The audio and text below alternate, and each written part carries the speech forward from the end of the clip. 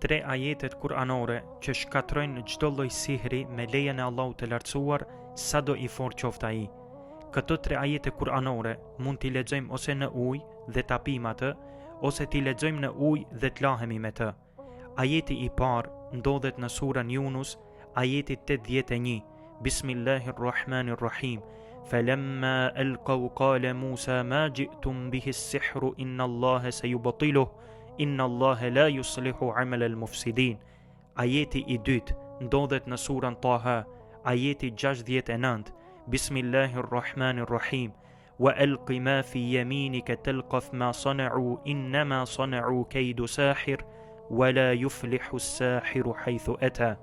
Ajeti i tretë ndodhet në surën Al-Furqan, ajeti 23. Bismillahirrahmanirrahim. Wa qadimna ila ma amilu min amalin faja'alnahu haba'an manthura. Praktikoje këtë duke qenë i bindur se Kur'ani është shërim dhe me lejen e Allahut të lartësuar do të shërohesh. Allahu i shëroft të gjithë besimtarët që vuajnë nga sihri.